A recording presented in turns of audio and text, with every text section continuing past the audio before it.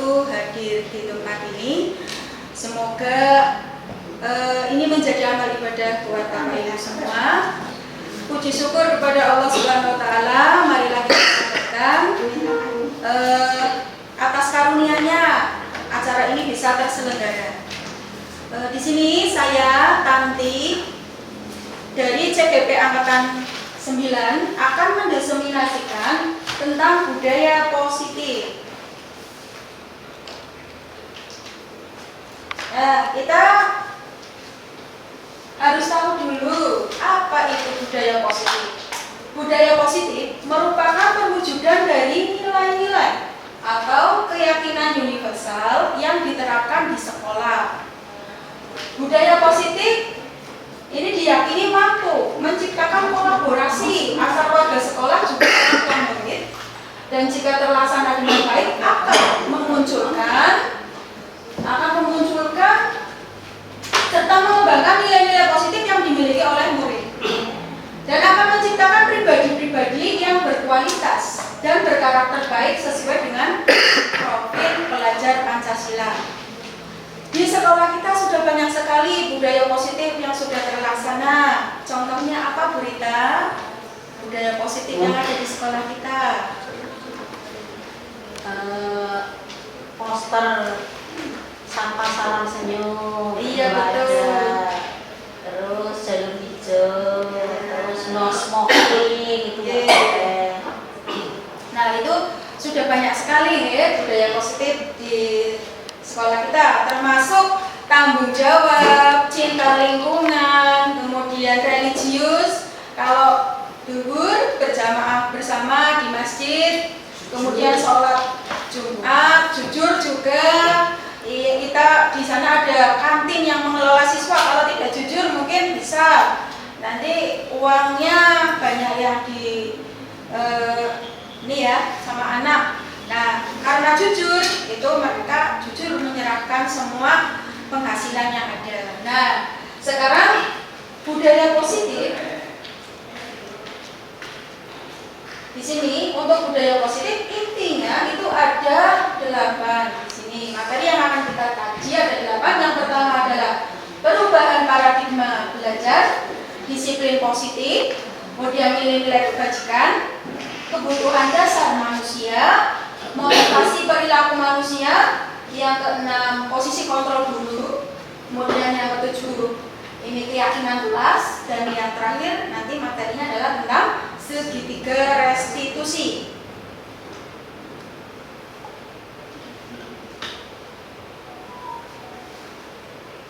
Pembelajaran dengan paradigma baru itu pembelajaran yang bagaimana?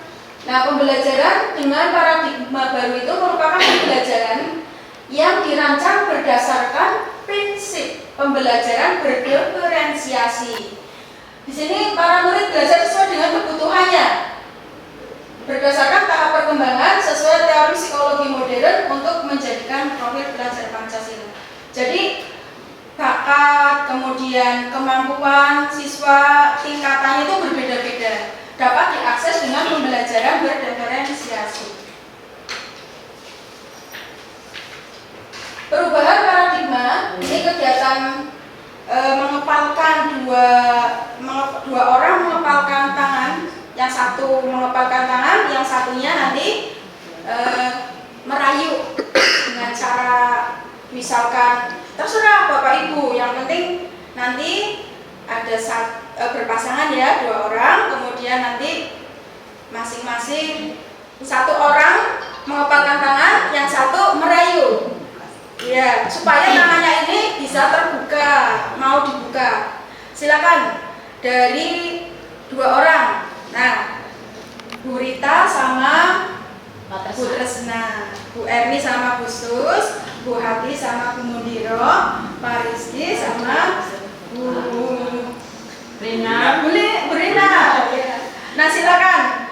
Nanti salah satu itu mengepalkan tangan. Kumus sama Habis. Bapak. Nah, mengepalkan tangan.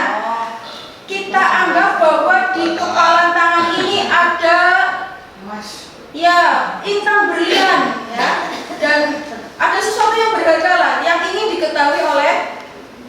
tangannya. Silakan, boleh digelitikin, boleh dipaksa, boleh juga dirayu dengan suara lembut supaya mau membuka. Silakan, saya beri waktu. Boleh dikasih uang? Boleh. Nanti dapat hadiah. Ya, silakan. Jangan rayu aku dulu.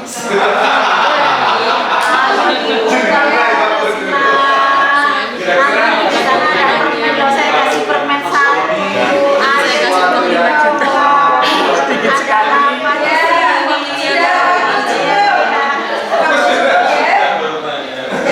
Sudah selesai. Waktu habis, silakan. Pak Ugi coba apa yang dirasakan oleh Pak Ugi. Siapa yang mengulurkan tangan? Saya, Bu. Ya, terus Pak Kus yang merayu. Berhasil tidak Pak Kus? Tadi belum berhasil. Belum berhasil. Kenapa Pak? Begitu. Karena Pak Uti terkekeh dengan sesuatu hal yang menurut dia berharga tidak akan diberikan ke orang lain. Oh begitu.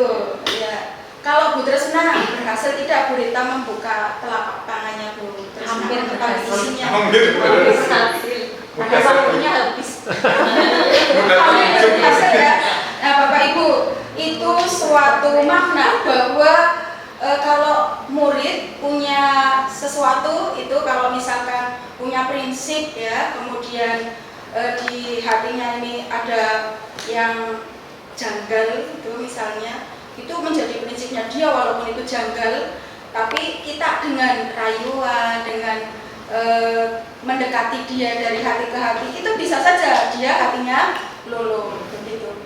Nah kemudian untuk yang berikutnya, nih guru nih di sini terhadap siswa itu ada, kita hanya bisa mengontrol murid kita. Ini ada ilusi di sini, 4 ilusi. Jadi ini guru, ini murid.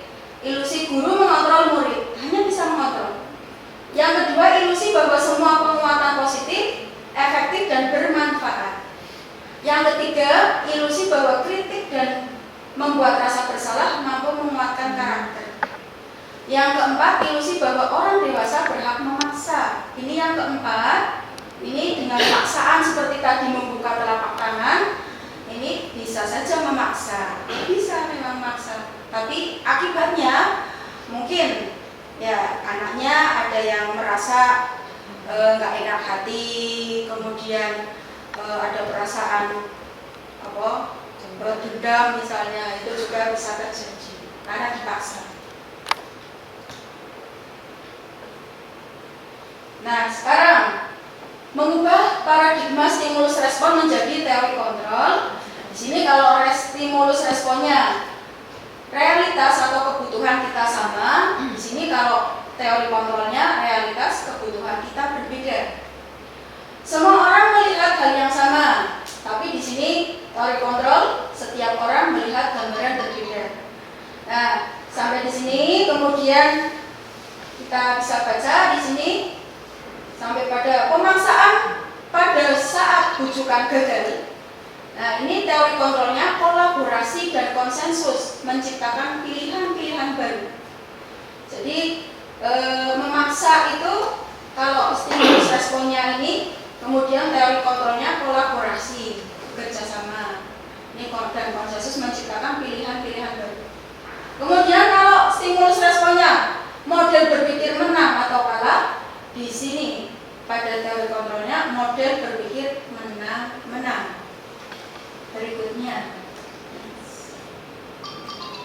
apakah makna disiplin? Disiplin ini berasal dari bahasa disiplina, artinya adalah belajar. Jadi disiplin itu tumbuh harusnya itu dari dalam diri sendiri. Nah, di sini untuk disiplina artinya belajar. Makna asal dari kata ini berkonotasi dengan disiplin diri dari murid-murid. Ini muridnya Socrates dan Plato. Ini kita tahu di sini disiplin diri membuat orang menggali potensinya menuju sebuah tujuan. Apa yang dia hargai, tujuan, ya, tujuan dari dirinya, itu apa yang dihargai. Kemudian di sini kecenderungan umum adalah menghubungkan kata disiplin dengan ketidaknyamanan, bukan dengan apa yang kita hargai atau pencapaian suatu tujuan mulia. Nah, di sini untuk kita pada umumnya disiplin itu sesuatu yang tidak nyaman. Jadi kalau bersalah nanti dikatakan misalkan terlambat itu tidak disiplin, nanti mendapat hukuman, itu tidak nyaman sama sekali. Disiplin itu ada disiplin yang positif. Itu yang seperti apa? Nah, disiplin positif merupakan salah satu cara penerapan disiplin yang bertujuan untuk menumbuhkan kesadaran serta memberdayakan murid tanpa imbalan atau penghargaan atau reward, penghargaan, reward, ya, ancaman atau hukuman. Nah, tujuan dari disiplin positif adalah pendidik menciptakan murid yang memiliki disiplin diri sehingga mereka mampu berperilaku mengacu pada nilai-nilai kebajikan universal dan memiliki motivasi intrinsik dari dalam diri dalam perubahan perilaku ke arah yang lebih baik. Disiplin positif. Sini kita tahu ini maknanya nilai-nilai kebajikan universal itu kalau dalam kurikulum Merdeka itu adalah nilai-nilai yang terkandung dalam profil pelajar Pancasila. Yang ketiga, apa saja nilai-nilai kebajikan? Yang pertama adalah beriman, bertakwa kepada Tuhan Yang Maha Esa dan berakhlak mulia. Kemudian yang kedua mandiri, yang ketiga bernalar kritis, keempat berkebinekaan global, kemudian yang kelima bergotong royong, yang keenam kreatif. Ini adalah profil pelajar Pancasila.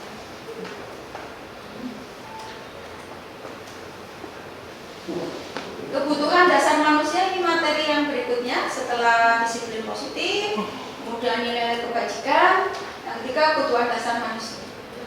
Kebutuhan dasar manusia adalah segala sesuatu yang kita lakukan untuk mendapatkan apa yang kita inginkan. Apa yang kita inginkan di sini untuk kebutuhan dasar manusia itu ada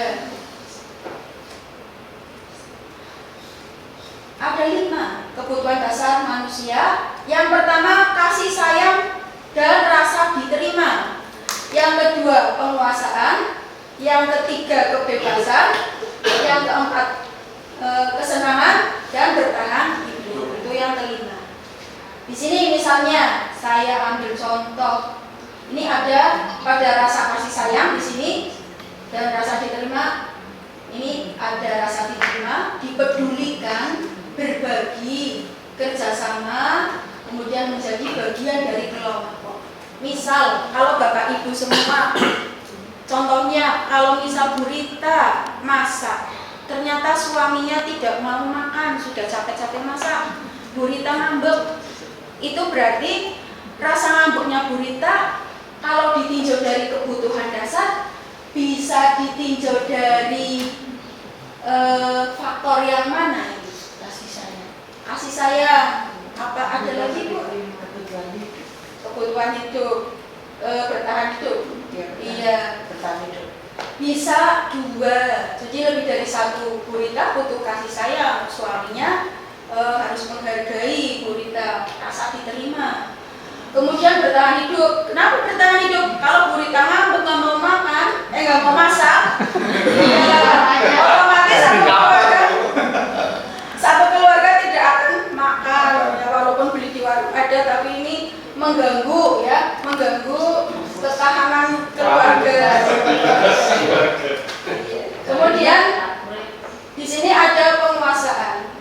Penguasaan ini berkaitan dengan harga diri, keinginan untuk dianggap, kemudian memimpin, berprestasi, diakui dan dikenal. Ini contoh contohnya banyak sekali, kalian. Contoh ini, harga diri. Nah, kemudian keinginan untuk dianggap. Contohnya, saya upacara, kemudian di lapangan upacara itu ada Pak Teguh yang mengatur, ayo di sana. Nah, ini masuk ke dalam faktor yang mana? Kebutuhan dasar hidup yang mana? Dilihat dari Pak Teguhnya. Oh, Pak Teguhnya. Iya, dilihat dari Pak Teguhnya, jangan saya. Iya, dari penguasaan. Ya, jadi ini memimpin. Ya, jadi sudah Pak Teguh kan punya hak karena beliau itu angka PMM, maka punya hak untuk sumber daya manusianya, kalau upacara ya mengikuti semua. Kemudian kalau kebebasan, ini mandiri, memiliki pilihan, mencoba hal baru, mampu mengendalikan arah dirinya. Nah, kalau misalnya ada anak kok kepo, ya, pengen tahu, itu berarti masuk ke dalam ranah kebebasan. Tapi kita sebagai guru, kembali lagi seperti tadi, hanya bisa memantau, kita mengarahkan. Nah, ini ada sebuah kasus. Ini kasusnya anak TK, bukan anak SMK ya. Ibu guru bilang, aku tidak boleh bersenandung sewaktu mengerjakan tugas. Katanya kelas harus tenang, tidak ada suara. Padahal kan aku suka dan senang bernyanyi. Berarti di sini kebutuhan yang yang berkaitan dengan kasus ini itu yang mana? Iya, bisa kesenangan, kebebasan juga. Ya, jadi di sini. Nah, kemudian yang kedua, ibu guru tidak menyapaku hari ini, padahal aku pakai jepit rambut baru. Itu masuk ke dalam kebutuhan yang ingin diperhatikan, kasih sayang. Yang ketiga, aku bosen, masa belajarnya cuma gitu-gitu aja. Dengerin ibu guru aja, ya, nggak mau ada inovasi yang lain. Ini kebutuhan apa, Mas Rizky, yang harus dipenuhi? Kebebasan di sini, ya, nanti kita lihat. Kemudian aku sebel gambarku tidak rapi, malah ibu guru nunjukin ke teman-temanku di depan kelas. Ya sudah, gambarnya tidak rapi, ditunjukkan ke teman-temannya. Ini kebebasan yang mana? Penguasaan. Iya, penguasaan.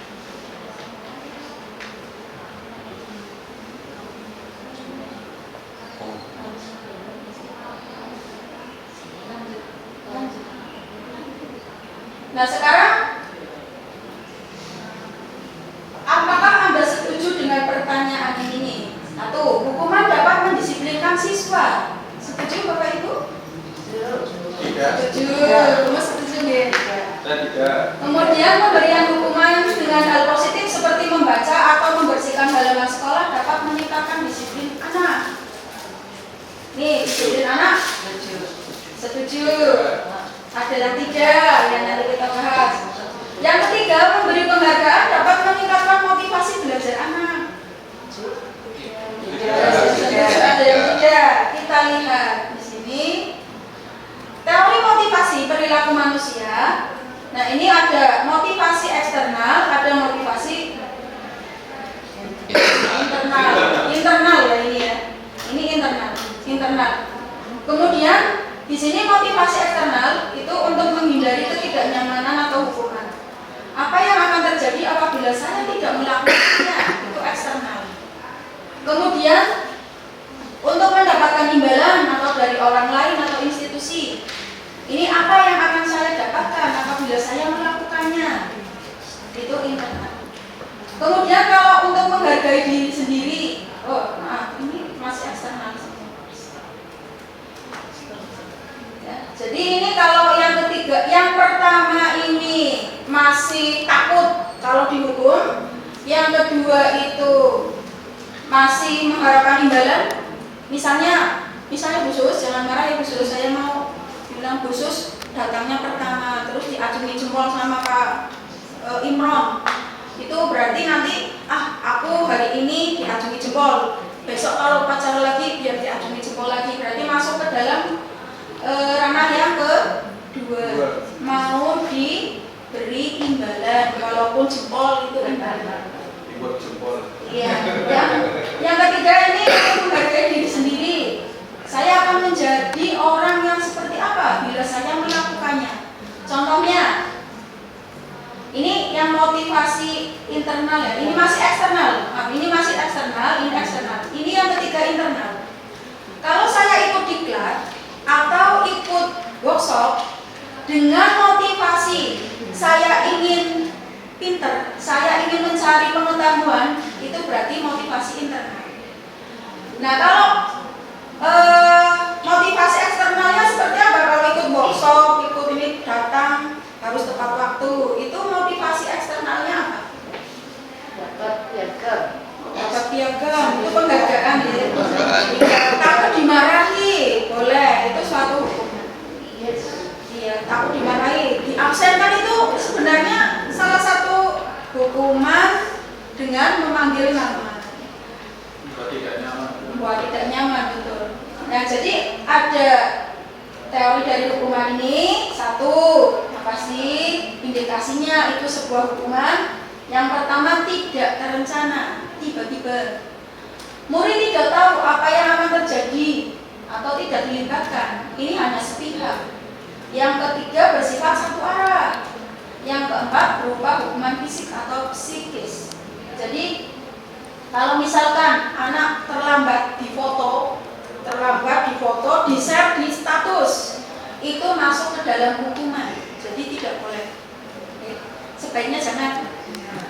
Nah, ini ada tidak terencana. Kenapa? Kan saya tidak sengaja untuk datang terlambat. Tiba-tiba suruh lari, berarti tidak direncana.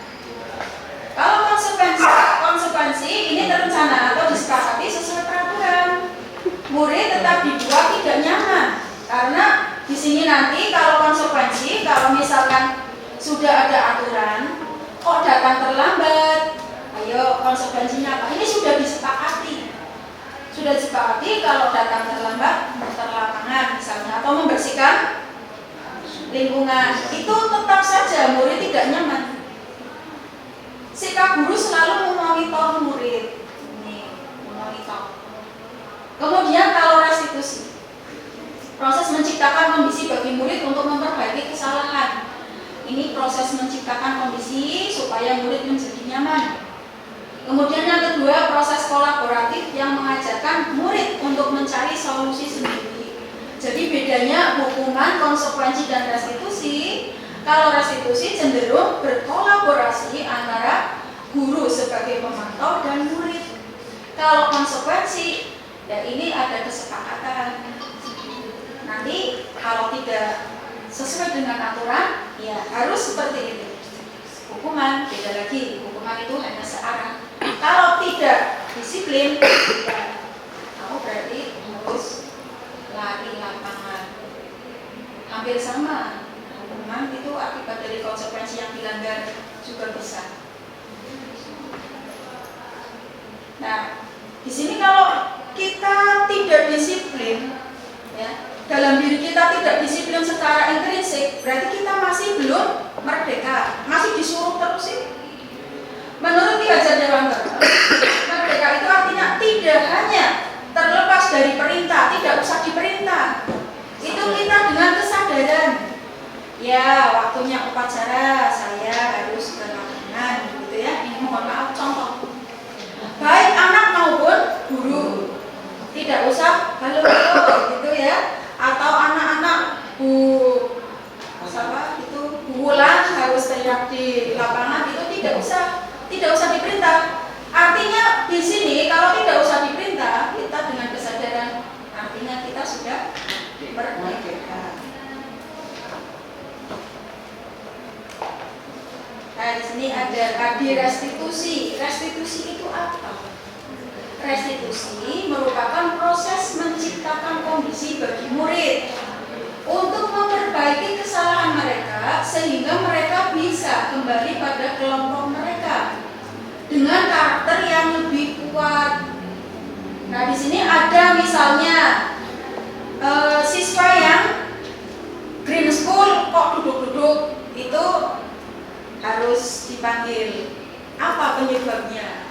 Contoh, ada satu kasus green school kok tidak mau melaksanakan. Nah, saya panggil, ternyata itu ada setelah ditanya, ternyata dia itu punya alergi debu. Nah, alergi debu itu ada solusinya untuk biar tidak alergi debu dan mau bisa melaksanakan green school. Caranya bagaimana? Menggunakan masker. Pakai masker, sarung tangan. Jadi nanti siswa di sini mencari solusinya sendiri. Terus gimana kalau kamu mau seperti itu terus? Ya harus ada solusinya. Solusinya dicari solusi bersama antara guru dan murid. Kalau alergi debu ya pakai masker, kemudian sarung tangan, gitu ya. Kemudian ini restitusi merupakan proses kolaboratif. Jadi mengajarkan murid untuk mencari solusi untuk masalah mereka dan membantu murid berpikir tentang orang seperti apa yang mereka inginkan, ya, menjadi tujuan mulia. Nah ini juga bukan hanya untuk diri sendiri, tetapi juga untuk orang lain. Ini menurut Posen 2004. Next. Ciri-ciri restitusi. Nih, bukan untuk menebus kesalahan, namun untuk belajar dari kesalahan. Yang kedua, memperbaiki hubungan. Kalau hukuman mungkin ya, kamu nggak mau green school, nggak mau ikut membersihkan, yuk lari lapangan misalkan, atau membersihkan 2 kali lipat ruangan ini, itu akan menjadi hukuman. Mereka akan dendam. Tetapi kalau restitusi beda. Restitusi ini akan memperbaiki hubungan. Justru anak akan lebih hormat sama guru. Kemudian yang ketiga, tawaran, bukan paksaan. Yang keempat, restitusi menuntun untuk melihat ke dalam diri. Jadi menyadari akhirnya. Yang kelima, restitusi mencari kebutuhan dasar yang mendasari tindakan. Yang keenam, restitusi diri adalah cara yang paling baik. Di antara memperbaiki kesalahan itu berupa hukuman, kemudian tadi ada konsekuensi, ada restitusi. Yang terbaik adalah ini. Kemudian yang ke-8, yang ke-7, restitusi fokus pada karakter, bukan tindakan. Yang ke-8 adalah restitusi fokus pada solusi. 9, restitusi mengembalikan murid yang berbuat salah pada kelompoknya. Next. Ini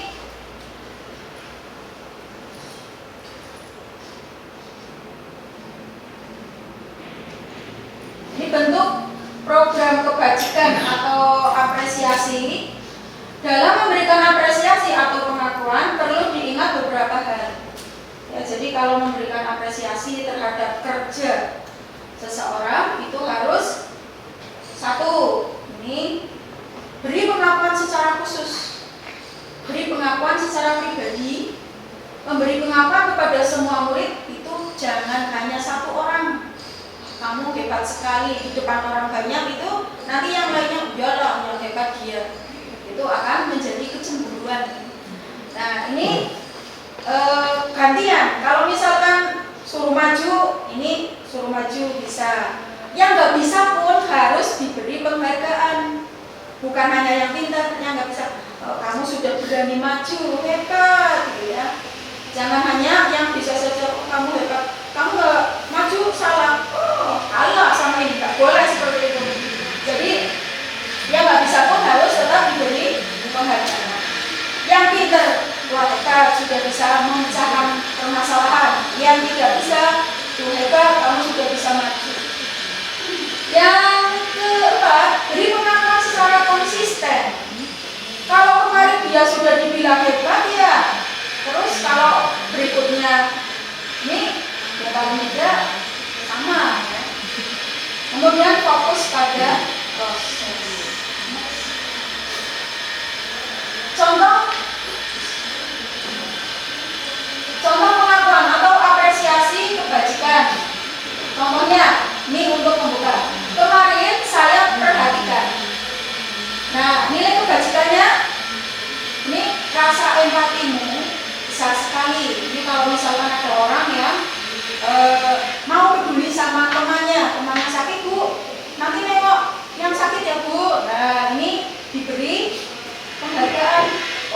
empatimu besar sekali. Situasinya misalnya menolong teman sekelas itu atau memperhatikan yang sakit. Kemudian pembukanya, saya menghargai kepedulianmu. Situasinya apa ini? Pada saat kamu membantu teman-temanmu di tugas kelompok itu, berarti saling menghargai, membantu tugas teman yang di kelompok, bukan ulangan ya, tapi tugas kelompok. Kemudian untuk rasa tanggung jawab ini, terima kasih untuk rasa tanggung jawabmu. Situasinya pada saat kamu memungut kertas-kertas yang berserakan di lantai, itu merupakan rasa tanggung jawab. Next. Di sini ada studi kasus. Itu ada beberapa studi kasus, termasuk hukuman atau konsekuensi. Ya, mencatat 100 kali hukuman atau konsekuensi. Hukuman. Iya, hukuman. Lari mengelilingi lapangan basket 2 kali karena terlambat hadir di sekolah. Hukuman. Murid diminta push up 15 kali karena tidak menggunakan masker ke sekolah. Hukuman. Menggantikan kertas tugas teman yang telah dicoret-coret. Konsekuensi, betul. Membersihkan tumpahan air di meja tulis karena tersenggol pada saat belajar. Iya, konsekuensi. Murid disuruh untuk mengenakan sepatu seharian. Ini tidak mengenakan sepatu ya. Murid disuruh untuk tidak mengenakan sepatu karena sepatunya beda dengan yang lain. Tidak menggunakan sepatu hitam. Hukuman. Lari mengelilingi lapangan basket 2 kali karena terlambat 10 menit untuk pelajaran PJOK. Konsekuensi. Ya, bisa konsekuensi, bisa hukuman. Konsekuensi, tapi ini cenderungnya karena biasanya guru itu sudah memberi kesepakatan kelas. Kalau terlambat, lari. Gitu ya. Ini perbedaan antara hukuman dan konsekuensi. Sesuatu yang menyakitkan itu hukuman. Membuat anak sakit baik fisik maupun psikis juga merupakan hukuman. Ini jangka waktunya lama. Jadi hukuman itu nanti bisa bahasa tegalnya batek ya, sampai di hati ke dalam ya, sampai tua. Itu guru itu sudah pernah memperlakukan saya seperti ini, itu menjadi dendam. Hukuman dapat berupa paksaan. Kemudian hukuman dapat mendorong anak menyakiti diri sendiri. Ya, jadi kalau misalkan nilainya rendah kok dihukum, ini baik. Yang paling menyakitkan kalau hukuman lari mungkin sudah lari selesai. Yang paling menyakitkan itu hukuman dengan perkataan yang menyakitkan. Oh, ya contoh ini contoh. Mudah-mudahan Bapak Ibu guru tidak ada. Sudah bodoh datang terlambat, menyakitkan sekali. Kalau anak yang termotivasi bisa, Bu, saya nggak bodoh. Akan saya tunjukkan pada ibu bahwa saya itu sukses, gitu ya. Tapi tidak semua anak seperti itu. Bisa saja ternyata anaknya down, nggak mau berangkat, gitu. Itu akan menjadi semakin buruk. Bisa saja malah bunuh diri ya, menyakiti diri sendiri. Kemudian hukuman dapat membuat marah, rasa bersalah, dipermalukan, merasa tak dihargai, gitu. Sehingga kita sama teman, sama murid itu juga harus menghilangkan yang namanya hukuman, terutama dari yang paling menyakitkan itu dari ucapan. Sekarang bandingkan dengan konsekuensi.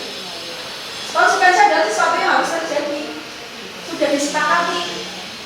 Membuat anak memang merasa tidak nyaman, tapi dalam jangka waktu yang pendek. Kemudian anak menghargai disiplin, itu konsekuensi. Ada stimulus dan tanggapan. Yang berikutnya mendorong anak agar mudah menyesuaikan diri. Konsep diri ini lebih baik daripada hukuman. Anak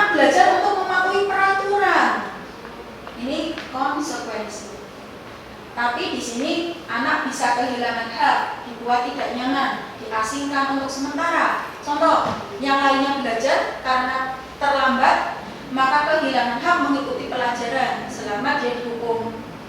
Ya, next. Ini identitas gagal dari hukuman.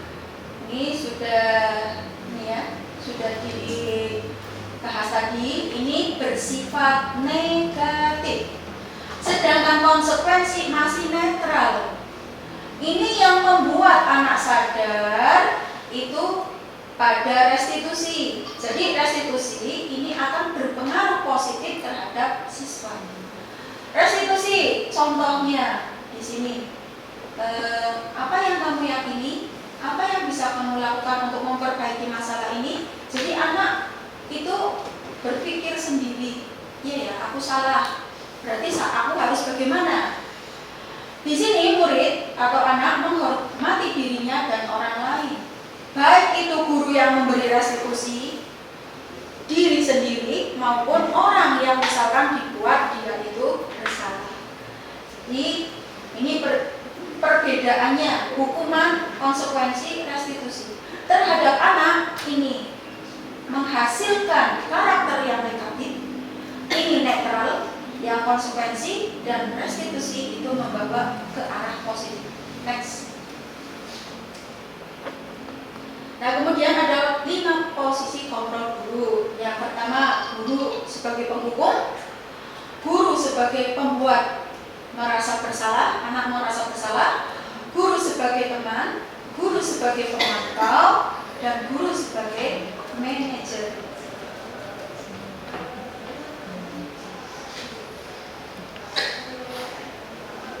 Ini ada contoh video dari 5 posisi tadi. Silakan bisa disaksikan ya Bapak Ibu. Ini Naren dan bu gurunya. Naren, sini kamu. Selamat pagi, Bu. Selalu terlambat. Kamu deh, pasti terlambat. Maaf, Bu. Saya Apa? Apa coba? Alasan kamu apa lagi? Kapan sih kamu tidak terlambat? Malas sekali ya kamu jadi anak. saya Dasar pemalas. Gak kapok-kapok sih kamu. Sudah berapa kali terlambat? Sana, kamu keliling lapangan basket 2 kali. kenapa saya harus ke lapangan basket, Bu? Kenapa? Kamu melawan ibu? Berani-beraninya jawab. Sudah terlambat, masih berani jawab pula. Sekarang, keliling lapangan basket 5 kali sekalian. Biar kapok. Cepat. Itu. Oman. Sekarang posisi pembuat merasa bersalah.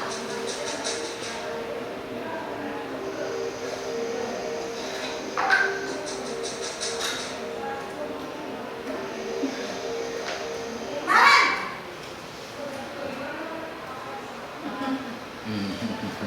Selamat pagi, Bu. Naren. Kamu kenapa terlambat lagi, nak? Ya Tuhan, Naren. Kamu senang ya bikin ibu susah ya? Kalau kamu terlambat lagi, nanti ibu yang ditegur bapak kepala sekolah, nak. Ini siapa? Disangka ibu tidak bisa membina kamu. Gimana ini? Maaf, Bu. Duh Gusti Naren, Naren. Kamu suka ya kalau ibu tegur bapak kepala sekolah? Terus, sekarang ibu harus tulis apa ini di buku absen? Ini kamu sudah sering terlambat loh. Ibu harus apa coba? Maaf, Bu. Maaf sekali. Ya sudah, lain kali jangan bikin ibu susah lagi anak ya. Ibu tidak akan kuat lagi kalau kamu begini terus. Bisa jantungan kalau ibu tegur bapak kepala sekolah. Sana cepat ke kelas. Maaf ya, Bu. Maaf sekali. Ya, ini yang ketiga sebagai teman.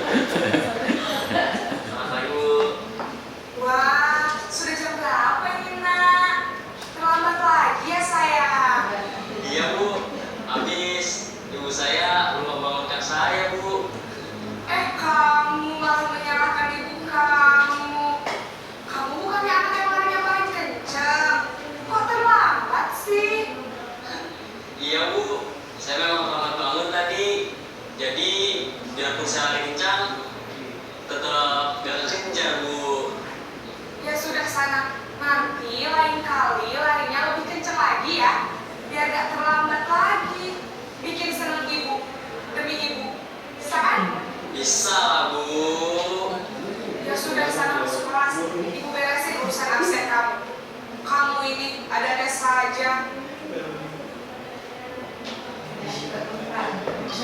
Pemantau.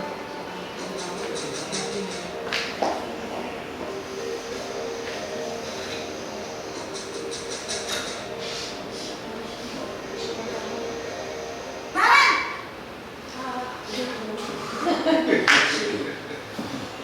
Selamat pagi, Bu. Naren, apa peraturan sekolah kita tentang jam berapa kita harus masuk sekolah, Nak? Kita harus di sekolah jam 7, Bu. Iya betul, sekarang sudah jam 7. Naren sudah tahu konsekuensinya jika terlambat hadir. Paham, Bu. Saya harus tinggal kelas pas jam istirahat selama 20 menit. Iya benar, konsekuensinya demikian. Jadi nanti jam 9.30 pas istirahat, kamu harus tinggal di kelas, kerjakan tugas tambahan untuk ketertinggalan kamu, ya? Baik, Bu.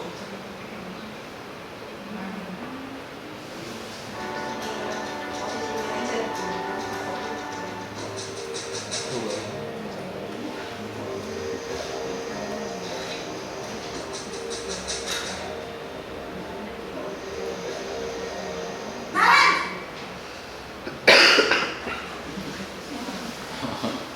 Selamat pagi, Bu. selamat pagi Naren. Maaf, Bu. Saya terlambat. Iya, sekolah masuknya jam 7, sekarang sudah jam 7.20. Jadi sekarang bagaimana ini Naren? Maaf, Bu. Saya lupa setel alarm saya semalam. Baiklah, menurut kamu, keyakinan sekolah yang mana yang perlu kamu tingkatkan? Menghargai diri sendiri dan orang lain mungkin, ya, Bu. Setuju. Jadi, apakah Naren meyakini prinsip saling menghormati tersebut? Iya, Bu. Saya meyakininya. Apakah Naren bersedia memperbaiki masalah keterlambatan ini? Bersedia, Bu. Bagaimana kamu akan memperbaiki masalah keterlambatan ini? Saya akan coba untuk tidak lupa menyetel alarm saya, Bu. Baik, kalau Naren lupa menyetel alarm di rumah, ada orang yang kira-kira bisa bantu mengingatkan tidak? Ada, Bu. Kakak saya, Kak Emma. Ada lagi selain Kak Emma? Selain Kak Emma, ada ibu saya. Baik, jadi yang mengingatkan Naren adalah Kak Emma dan ibu kamu ya? Kira-kira akan mulai setel alarm kapan nih Naren? Setelah pulang sekolah, akan segera saya lakukan. Baik, jadi Naren akan setel alarm untuk bangun besok pagi dan akan diingatkan oleh kakak dan ibunda Naren ya. Ada lagi yang mungkin perlu dilakukan Naren agar tidak terlambat bangun lagi. Tidak ada, Bu. Baik Naren, terima kasih untuk kerjasama kamu. Sekarang kamu perlu kembali ke kelas untuk belajar. Baik, Bu. Terima kasih. Itu Bapak Ibu. Jadi ada 5 video yang menjelaskan tentang 5 posisi kontrol. Kira-kira yang paling tepat untuk menyadarkan diri anak, kemudian tidak menimbulkan sakit hati, itu yang mana? Yang manajer. Kalau yang sebagai teman itu juga masih ini ya, karena ini suruh larinya lebih kencang lagi, ya masih harus ada usaha secara fisik. Ya, ini manajer yang terbaik. Nah, jadi kalau misalkan di sini ada 5 posisi kontrol, motivasinya guru berkata, hasil. Nah, ini guru berbuat apa? Kalau sebagai penghukum, ini menghardik, menunjuk-nunjuk, menyakiti, menyindir, termasuk tadi ada sebagai teman pun itu ada sindiran masih ya. Oh, kamu kan larinya cepet, besok lebih cepet lagi gitu ya. Itu sindiran. Itu masih ada bau-bau di sini. Nah, kalau guru berkata, kalau kamu tidak melakukannya, awas ya, rasakan, itu masih ke dalam penghukum. Hasilnya bagaimana? Kalau pada posisi penghukum, guru sebagai penghukum ini memberontak, menyalahkan orang lain, ya. Ini akan kemudian berbohong karena takut dihukum, maka anak itu akan cenderung untuk berbohong. Kemudian kaitannya dengan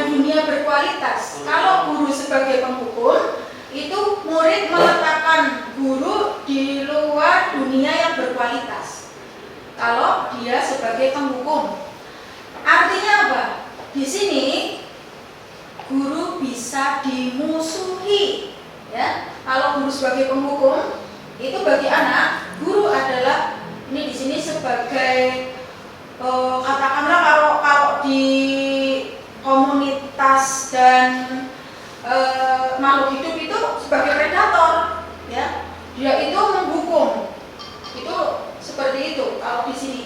Kemudian guru berkata, biarkan saja. Nanti juga marah-marah lagi nih ya kalau guru berkata ini. Kalau sebagai penghukum, anaknya itu akan mengatakan seperti ini. Kemudian dampaknya pada murid, ya bisa saja kalau itu tidak muncul dari diri sendiri, itu akan mengulangi kesalahan kembali.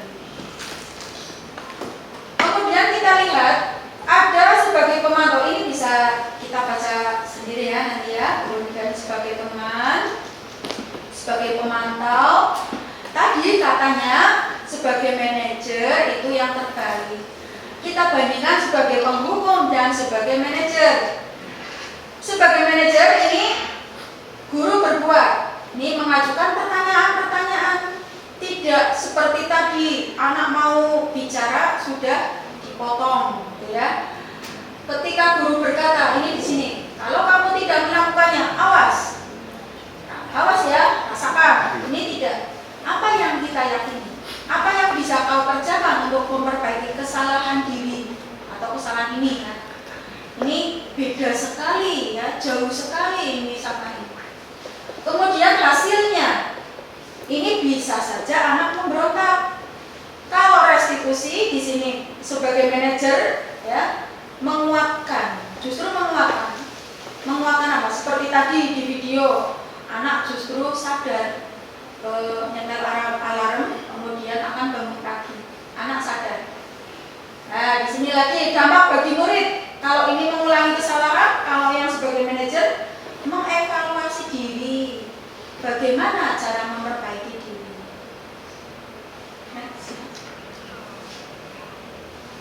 Kalau di sini ada pernyataan.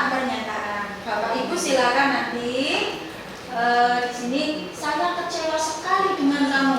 Ini apa? Merasa bersalah. Iya, membuat orang merasa bersalah. Siapa yang mengatakan adalah pembuat orang yang merasa bersalah. Kemudian kalau di sini pernyataan ada yang seperti ini, kamu tidak pernah benar melakukannya, selalu salah. Ini bagaimana? Penghukum. Iya, berarti ini sebagai penghukum yang mengatakan bertindak sebagai penghukum. Kalau yang ketiga, ayolah lakukan demi ibu atau demi bapak. Ya, kalau kita ibu guru ya ibu guru, pak guru. Nah ini sebagai apa? Betul, khusus teman. Yang keempat, apakah kamu mau mendapatkan stiker? Stiker itu penghargaan. Ya, stiker bintang hari ini siapa? Pelakunya ini sebagai apa? Pemantau. Ya, sebagai pemantau. Kemudian yang kelima, bagaimana kamu bisa menyelesaikan masalah ini? Kalau ini gimana? Manajer. Manajer. Nah, yang terakhir, kamu selalu yang paling akhir, yang paling terakhir. Itu berarti posisi yang mengatakan sebagai Penghukum. Walaupun ini hanya sekedar perkataan, ini menyakitkan. Misalnya mengerjakan soal yang terakhir, ya memang sudah terakhir dikatakan kamu selalu yang paling terakhir, itu menyakitkan. Yo, kamu bisa yang pertama, gitu ya. Itu justru akan menjadikan anak itu termotivasi. Tapi kalau terakhir terus garap, nah ini akan menjadi hukuman. Next. Nah, di sini peraturan pemantau konsekuensi ini hadiah ini bergerak antara peraturan pemantau konsekuensi hadiah. Nah, kalau peraturan pemantau konsekuensi hadiah ini ada nilai-nilai manajer memperbaikinya. Jadi peraturan yang ada itu kalau ini yang menjadi manajer, ini nilai-nilai yang baik itu akan muncul. Kemudian kalau konsekuensi, ini kalau pada kita sebagai manajer, ini si siswa akan memperbaiki kesalahan. Berikutnya adalah materi keyakinan kelas. Keyakinan kelas bukan peraturan, ya, bukan peraturan kelas. Kalau peraturan kelas hanya sepihak, tapi kalau keyakinan kelas itu sesuatu yang disepakati bersama. Di sini tetap ada yang harus dipertanggungjawabkan ya oleh siswa kalau keyakinan kelas. Contohnya, ada seseorang yang tidak memakai helm bila mengendarai sepeda motor, tidak memakai helm. Nah, ini di sini mengapa kita memiliki peraturan harus menggunakan helm bila mengendarai kendaraan roda 2? Itu kenapa? Ini kendaraan bermotor ya. Jadi sepeda pun roda 2, tapi di sini yang dimaksud adalah motor. Apakah karena biar tidak ditilang? Berarti itu kalau ditilang masuk ke hukuman. Tapi kalau sadar bahwa helm itu dapat menjadi safety atau yang melindungi bisa bila jatuh misalnya itu tidak terbentur ya. Kalau di fisika itu ada yang rumus impuls itu, jadi kalau memakai helm yang standar SNI itu kalau jatuh tidak membuat kepala terbentur atau ada cacat gitu ya, karena ada apanya rumus, ada busanya empuk. Yang SNI kan ada busanya, itu bisa membuat safety. Itu kesadaran, oh iya ini harus pakai. Kemudian, mengapa kita memiliki peraturan 3M menggunakan masker, mencuci tangan, dan menjaga jarak 1,5 meter? Ini saat kita masih pandemi. Ini berarti kesadaran harusnya ya. Ini kesadaran biar tidak tertular oleh COVID-19. Berikutnya yang ketiga, mengapa kita memiliki peraturan harus datang tepat waktu pada saat mengikuti pelatihan? Nah, ini adalah agar acaranya berjalan dengan baik, kemudian kita dapat mengambil manfaat di pelatihan, baik siswa maupun guru. Kemudian ini kalau sudah datang dari motivasi diri, maka tidak akan ada yang melanggar karena sudah ada motivasi diri. Jadi untuk mendukung motivasi intrinsik atau datang dari diri sendiri, kembali ke nilai-nilai atau keyakinan yang lebih menggerakkan seseorang dibandingkan mengikuti peraturan yang ada. Jadi pertama yang kita lakukan kalau di dalam kelas itu peraturan kelas dulu, peraturan kelas, kesepakatan kelas di sini ya. Baru keyakinan kelas, maka lingkungan akan positif. Ya. Lingkungannya ini menjadi lingkungan positif, kemudian akan menjadi dalam skala yang besar itu menjadi budaya positif. Kemudian kesepakatan kelas itu yang bagaimana? Contohnya di sini, datang tepat waktu, mengucapkan salam, itu yang disepakati bersama. Berdoa sebelum dan sesudah kegiatan, ini juga kesepakatan. Kemudian aktif dalam pembelajaran, tertib, tidak mengganggu teman, itu termasuk kesepakatan. Tapi tidak mengganggu teman, kalimatnya negatif. Di sini kalimatnya itu harus positif, ya, berarti tertib, tidak mengganggu, berarti tertib. Di dalam tertib itu tidak mengganggu teman, ini termasuk di sini.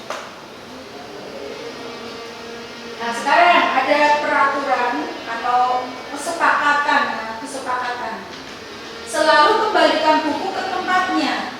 Keyakinan kelas itu nilai yang dicetak untuk karakter siswa nantinya ya. Kalau mengembalikan buku ke tempatnya, nilai apa atau keyakinan kelas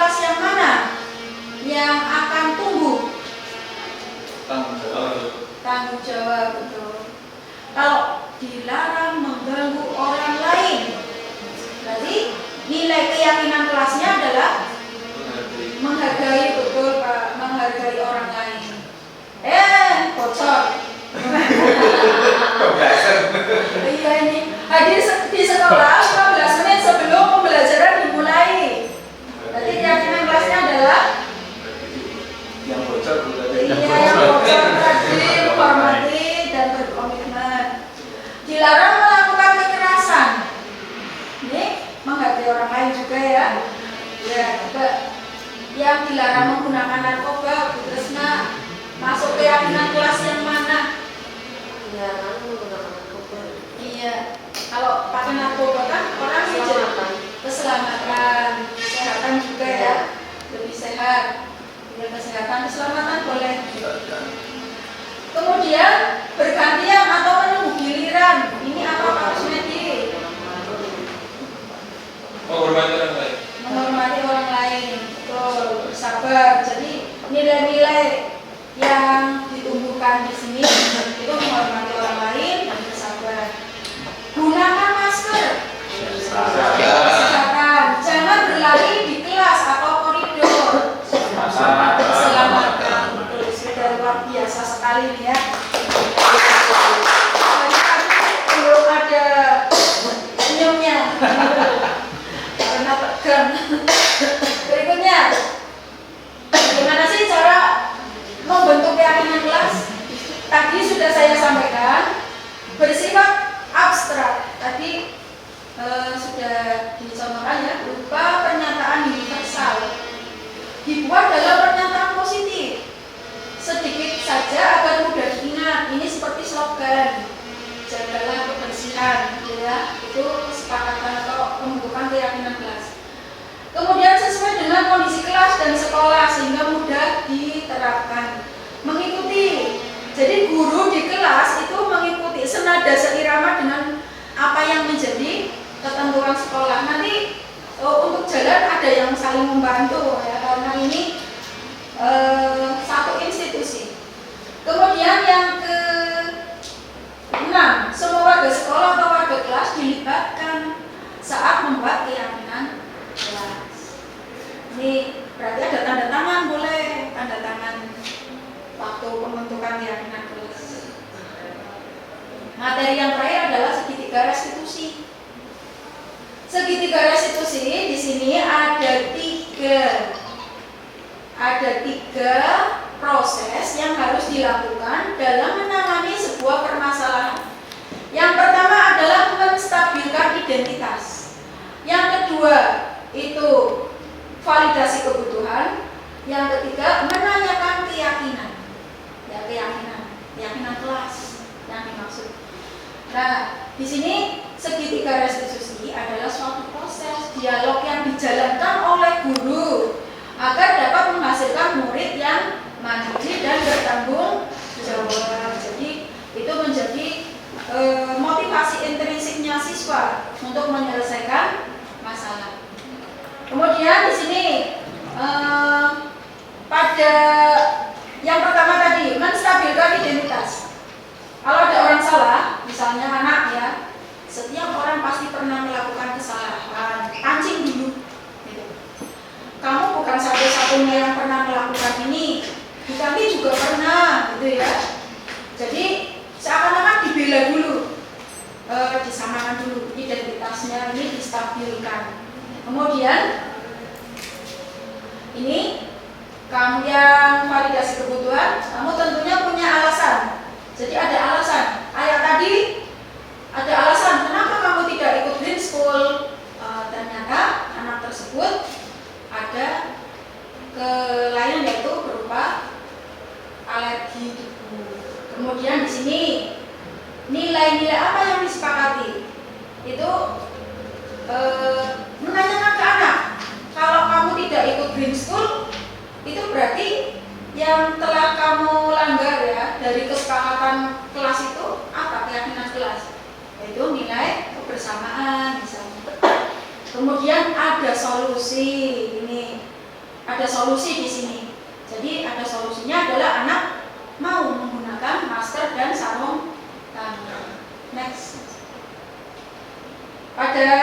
penstabilan identitas ini berdasarkan prinsip pembuat kesalahan adalah bagian dari proses pembelajaran. Ini kalimatnya bisa kita baca bersama ya di sini. Jadi kamu berhak merasa begitu. Ya kalau itu orangnya anaknya sedang marah-marah, ini dia itu merasa benar, ya kita stabilkan identitasnya. Kamu berhak, itu hak, ya merasa marah itu hak. Tetapi ini ada tetapinya. Next, mas. Ada validasi tindakan untuk perbuatan yang marah. Ini apa itu marah penting bagi kamu, ya menstabilkan validasi tindakan yang salah. Marah itu sebenarnya kan mengganggu, ya. Kamu melakukannya karena merupakan sesuatu yang penting bagi kamu. Sebenarnya kan ini mau menggiring supaya anak itu menyadari jangan marah. Next. Nah, jadi pada menanyakan keyakinan, kalau bersabar itu lebih nyaman.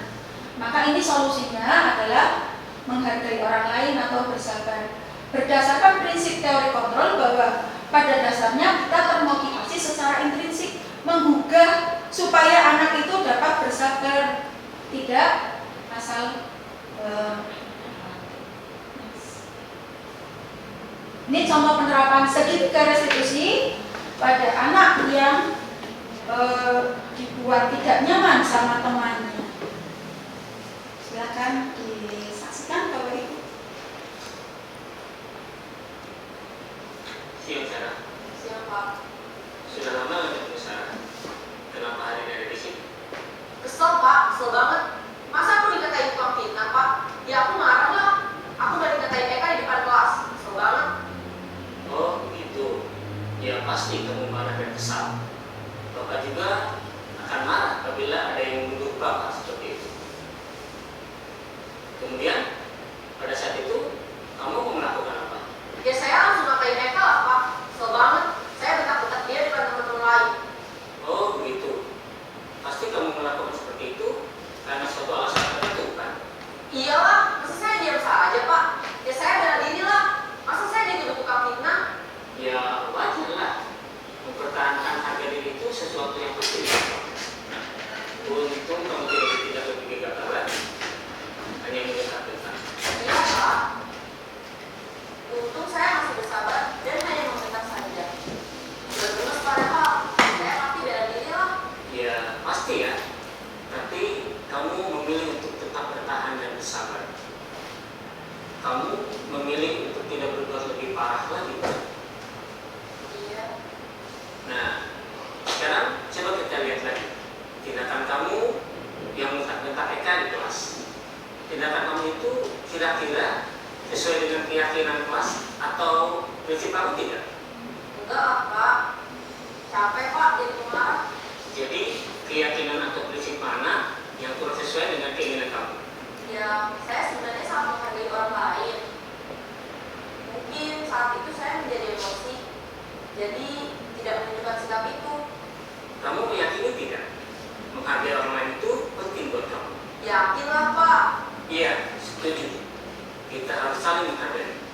Namun, ada juga keyakinan yang kita sepakati yang perlu kita jalankan apabila kita sedang marah, kan?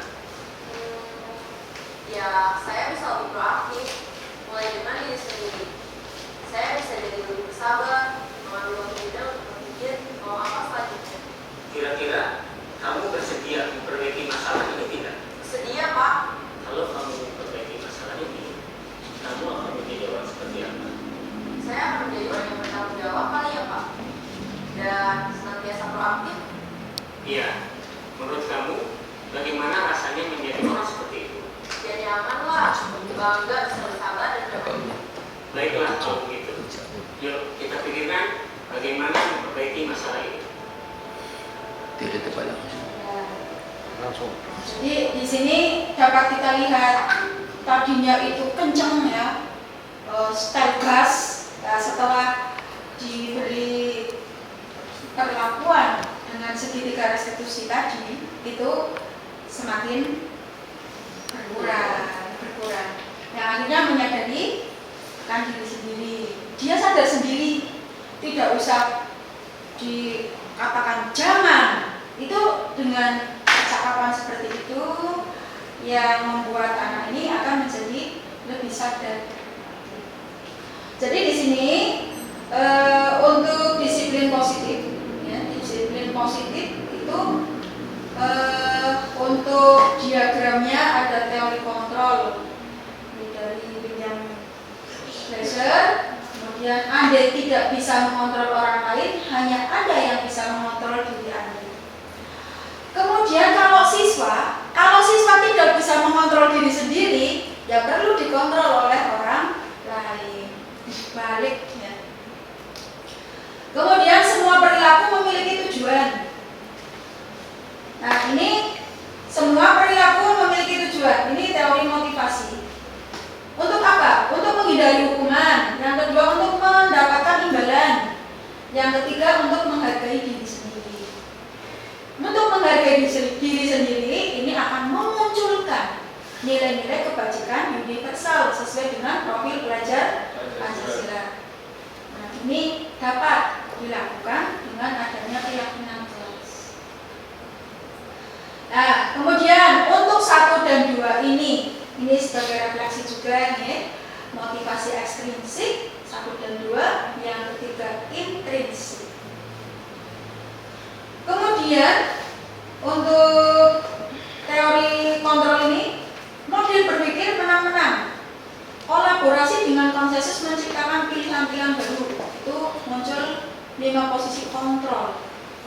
Penghukum ini menang-menang ya. Siapa yang mau menang? Gitu ya. Saya sebagai guru atau Anda yang salah sebagai murid. Itu bahasanya seperti itu. Nah, di sini posisi yang seperti itu, siapa yang saya akan membuat murid itu seperti apa? Itu ada 5 posisi kontrol di sini. Saya sebagai penghukum, kemudian pembuat rasa bersalah, saya sebagai teman, sebagai pemantau, dan sebagai manajer. Nah, sebagai manajer itu perlu keahlian tersendiri, ya, perlu keterampilan yang dilatih. Ini kita berlatih, disiplin itu berarti kita juga sebagai guru berlatih menerapkan segitiga restitusi. Yang pertama itu menstabilkan identitas seperti tadi pada contoh. Yang kedua validasi kebutuhan, dan yang ketiga menanyakan keyakinan. Kemudian realitas atau kebutuhan kita berbeda. Ini kebutuhan orang berbeda. Ini muncul kebutuhan orang berbeda. Saya ini membutuhkan, kebutuhan dasar saya adalah kasih sayang misalnya. Nah, ini ada kurang 1. Di sini apa? Bertahan hidup. Ini hanya 4 ya, kurang 1. Demikian Bapak Ibu semua, diseminasi dari saya. Sekian, mudah-mudahan bermanfaat. Wabillahi taufiq wal hidayah. Assalamualaikum warahmatullahi wabarakatuh. Waalaikumsalam warahmatullahi wabarakatuh.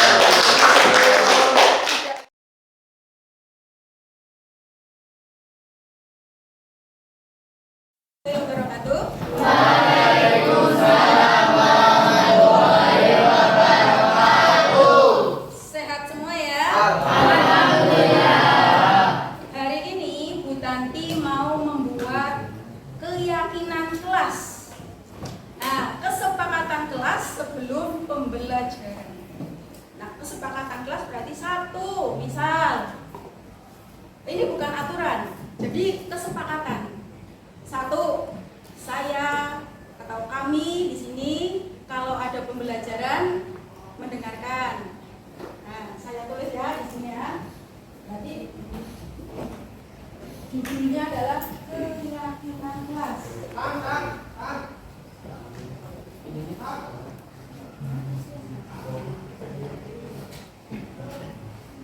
Mengapa bukan peraturan tapi keyakinan? Kalau peraturan yang melanggar dihukum ya. Yang melanggar diberi sanksi. Ya, yang melanggar diberi sanksi. Ini kalau Bapak keluarkan saja, itu bisa diedit. Keluarkan saja, bukan itu kurang sehat. Dari kemarin capek, tenggorokanku hujanan ada apa? Nah di sini keyakinan kelas berarti kesepakatan bersama yang nanti akhirnya itu pada nilai kebajikan.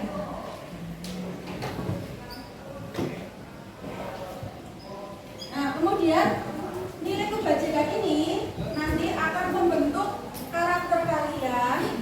Kalau misalkan kesepakatan kelasnya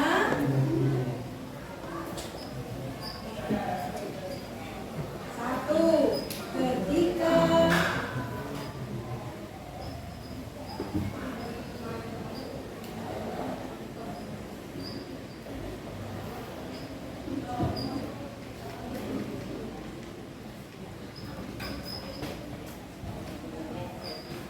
ini sepakat tidak ini? Ketika pembelajaran tidak boleh makan. Jadi tadi Bu Tanti pada awal, yuk saya beri 5 menit sebelum pembelajaran. Saya beri kesempatan untuk makan. Karena saya akan memberi kesepakatan ketika Bu Tanti memberi materi tidak boleh makan. Setuju apa tidak? Setuju. Minum boleh enggak? Boleh. Berarti boleh minum. Ini saya teruskan. Ketika pembelajaran tidak boleh makan, tapi boleh minum. Nah, ini kesepakatan. Kemudian yang kedua,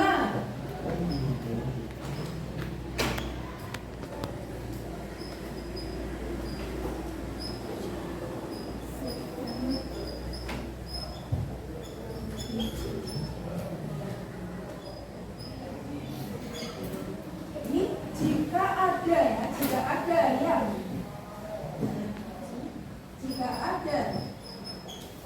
yang sedang bicara, maka yang lain mendengarkan.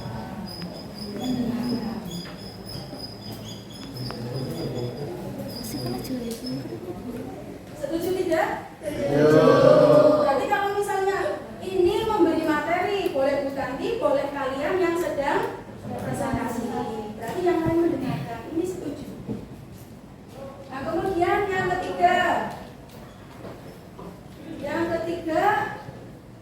kalau misalkan ada yang presentasi, yang lain menanggapi.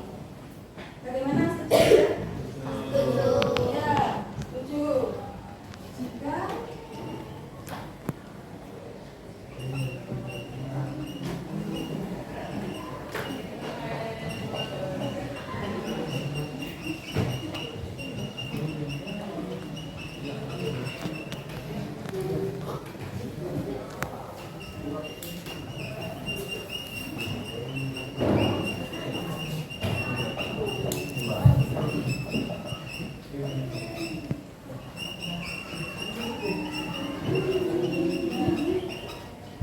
ini setuju. Ada lagi 4, semangat dalam belajar. Berarti tidak boleh sedih, tidak boleh ngantuk. Ya, semangat dalam belajar berarti tidak boleh sedih, tidak boleh ngantuk. Si Bu, ngantuk sekali Bu saya Bu. Ya nggak apa-apa. Dengan alamiah saja. Sudah ini Bu, nggak bisa ditahan Bu. Seperti saya jatuh cinta kepada seseorang itu nggak bisa ditahan Bu. Pokoknya ya biarkan saja. Orang ngantuk itu seperti itu. Saya suka dengan seseorang. Itu kalau suka ya biarkan saja. Saya suka. Kalau sekarang ya saya nggak menyukai orang lain yang selain suami saya ya, dalam artian tanda petik. Ya, jadi kalau kalian ini yang masih single, suka, ya biarkan saja. Yang penting pengendalian dirinya.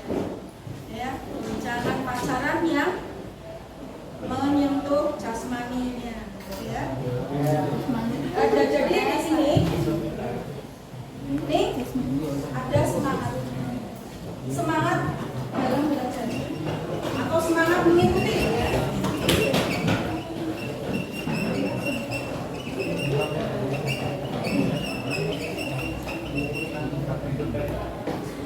Nah,